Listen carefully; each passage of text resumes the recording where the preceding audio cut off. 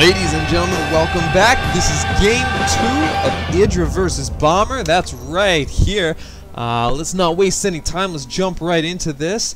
Idra spawning on the right side as the red Zerg, and Bomber spawning as the blue Terran on the left side. This is Antigua Shipyards, as you saw in that awesome intro that I've swung together for you guys. And this is MLG. So, this is an MLG map too, so that's pretty awesome. Turns out they play MLG on MLG maps. Who'd have thunk it? But anyway, we're opening up that production tab, jumping right into this game so you don't have to wait, listen to me ramble. We're going for just a standard racks timing, nothing fancy, nothing special, not a, we're not seeing a command center first or anything ballsy like that. So that's good. And Idra at 2 minutes and 15 seconds game time dropping his hatchery. So nothing weird here, although that's a 15 hatch before pool. So that's an economic greedy build, but I mean on this map it's nothing out of the ordinary. It's not scary really. I mean there's not much Bomber can do about it. So he's throwing down that pool now. That's that's also standard. He's gonna get those lings out and gonna defend that if Bomber tries to come at him with a bunker. He's got tons of time to pull himself together. So this is, if you're ever gonna 15 anything, 15 hatchery, 15 nexus, 15 this is a good map to do it. There isn't much of a choke unless you're using this ramp. It's a wide ramp, but the natural's always a wide ramp, right? And a very standard small ramp here for your primary base. All hunky-dory. So yeah, this is a very safe map to take your natural early in. And here comes the spawning pool for Idra. There's no window anymore for any kind of early harass, but ST Bomber is not really looking at doing anything like that. He's throwing up his expansion. And yeah, pretty simple stuff here. So both players going for an economic build. So if you guys didn't see game 1, go check that out. You better go do it now, because I'm gonna spoil it for you. Game 1, Idra took from ST Bomber in a very impressive show. Both players tit for tat. However, ST Bomber only managed to do base damage to Idra once. He did like an all-out push after countering an attack and took away one expansion from Idra, but it wasn't enough. Idra was taking infrastructure from Bomber all game with mutas, destroying all his production constantly. Not really production, but like engineering bays and supply depots and, killing pockets of units off one at a time. Stuff like that. 2 Marines here are going to be able to defend against these lings. There's not going to, nothing special is going to happen here. Those lings... Yeah, Link gets away. He's gonna get away. No, he gets executed right then and there. So yeah, game 1 was pretty freaking awesome. If you haven't watched it, go watch it. Even though you had the ending spoiled for you, it was pretty sweet. This is game 2. I will cast all the games. I don't know. I want to tell you guys that I have not watched these games, so don't think I have. I'm watching them with you as I cast them. I always do it that way. I think it makes for a more exciting cast. Just saying. I'm not really an exciting person to begin with, so it helps every little ounce of excitement I can get.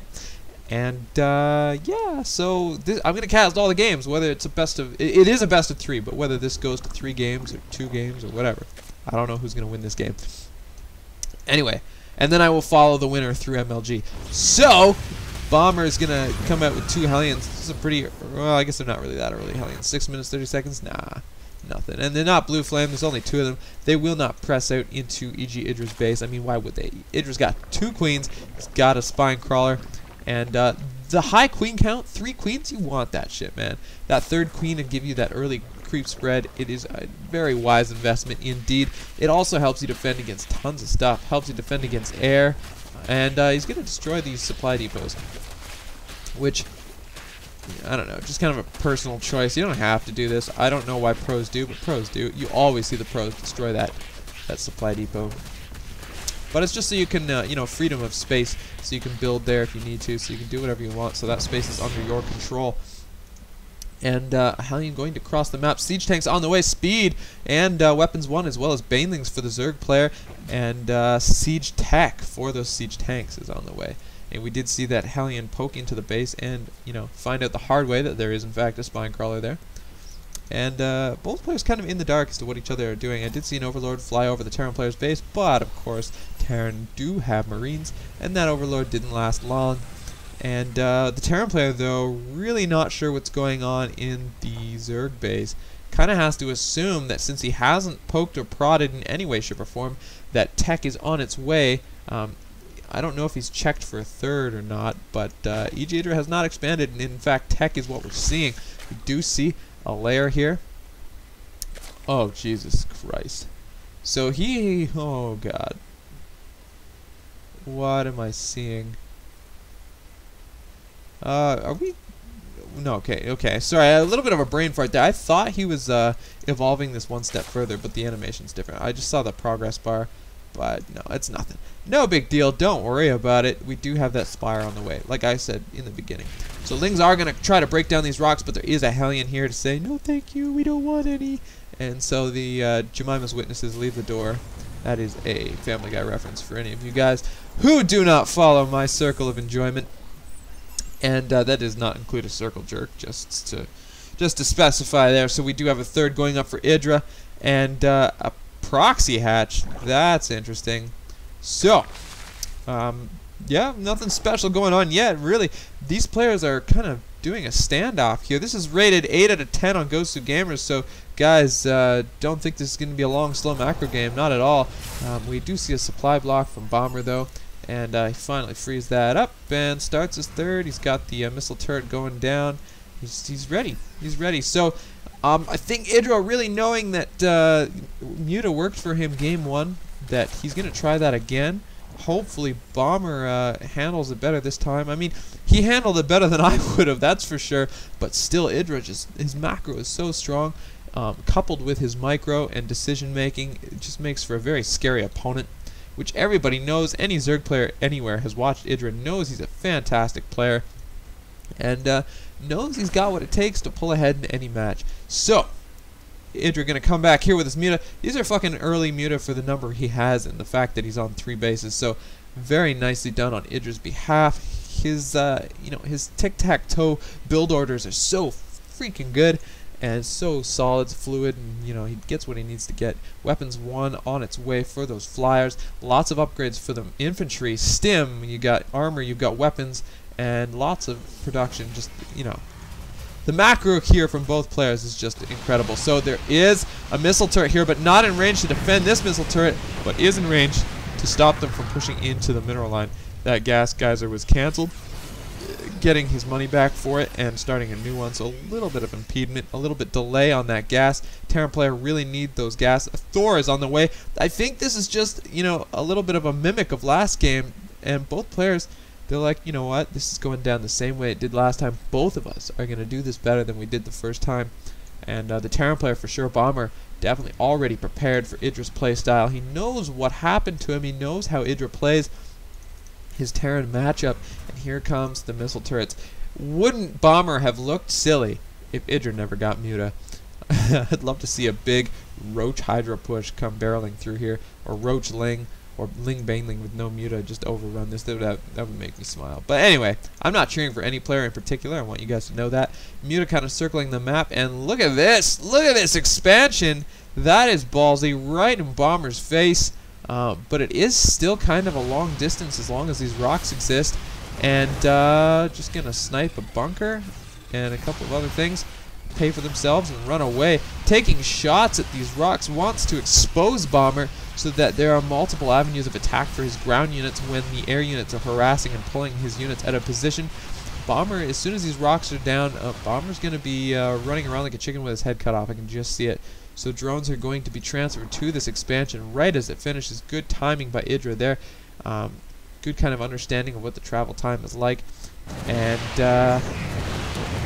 missile turrets kind of trying to defend as best they can.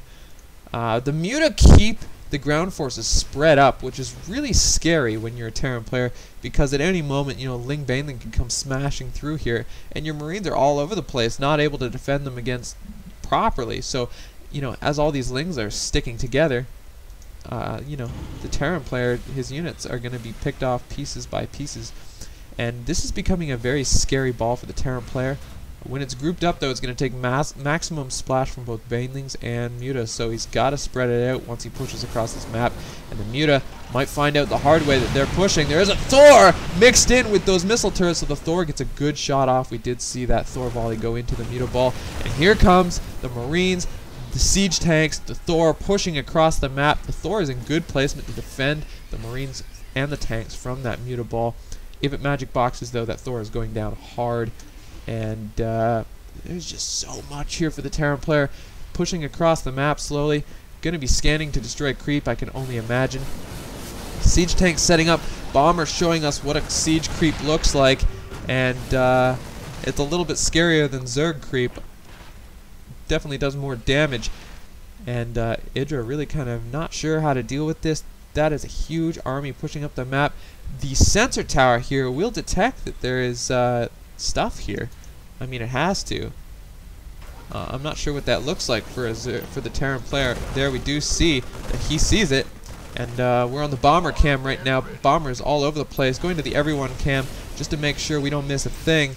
Idra is kind of trying to set up a concave here, making sure he gets maximum surface area. There are spine crawlers pushed forward, and here's the engagement. Idra crashing into Bomber's units, but he just doesn't have enough. I don't think this siege tank net goes back so far.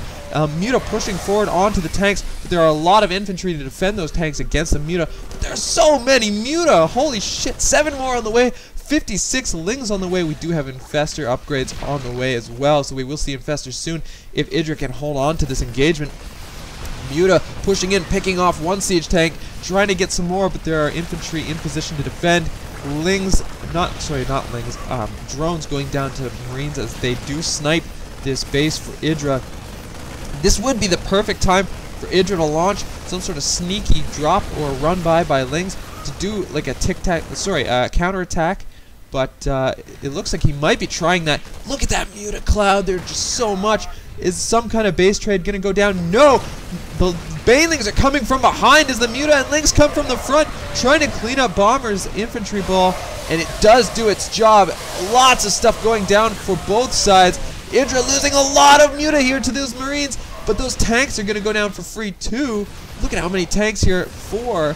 And not enough infantry to defend those. Those tanks have to get out of there. A few more infantry coming here to defend as the Muta are just kind of hanging back, not really pursuing those tanks like they could be. Muta might be picked up. No, not going down quite yet. Those tanks getting into siege mode to make sure that no Lings can pursue the Marines. And we are going to scan and kill some creep as Idra tries to do what damage he can with the Muta, picking off some free infantry here. But now will pull back. He needs to keep that critical mass. He can't lose them like he did last game. That was what caused the counterattack from Bomber. However, Bomber not able to take a victory. That might not be the case this time. If Bomber can clean up those Muta, all those tanks are free. That's terrible. Why were they naked? Idra finding that small window and avenue for attack. A lot of Lings and Banelings pouring in here now again. For Idra, the supply is 180 to 180. This is such an even match right here. The Muta come in from the right side. There are infantry, but the infantry are naked, so the ground army for Idra picks them up. The Thor is free as the magic box is more than enough to kill it. There are several Thor, though. Infantry at the top fending off against Idra's ground forces. Ghosts here for snipe. I don't think Idra expected that. And huge infantry tank reinforcement comes from the bottom. And Bomber holds off that beautifully. The ghosts were such a nice touch. Cloaked, and Idra could not touch them. Probably still doesn't even know they're there, as there are no overseers being morphed in for Idra. 30 Lings, 3 Muta on the way. Let's take a look at what is actually here. That's the units tab. We've got 69 Lings and 14 Muta to 47 Marines, 3 Ghosts and a Thor. I can't really tell you how these fights are going to turn out. I don't want to guess because I know I'll be wrong. These Lings here are going to go in for some sort of run by, it looks like, and pick off some free units, or just go for the line. Where are they going? I have no idea. Gonna get off tanks. Free tanks for Idra here.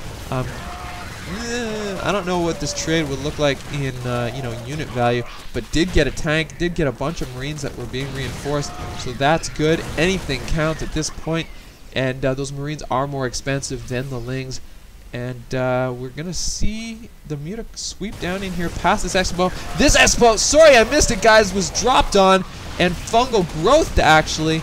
It looks like Bomber is just going to let that die. He had no choice, really. It wasn't getting out of there with those Muta. But he did manage to get this expansion, so that was huge. Bomber playing Game 2 much better than Game 1. Although, not to say he didn't play Game 1 fine. Here comes the second engagement. Ling's going to pick off these Marines. And Muta picking off units from the bottom. The Ghost Cloak once again, sniping all the Muta. And, oh my goodness. And there goes Game 2 to Bomber. EG, Idra GGing out. That was hard to say. It looks like Bomber will take Game 2 from Idra, and this is going into Game 3, guys. Stay tuned on StarCraft Inc. A pretty awesome game, if I don't say so myself. Have a good night, guys.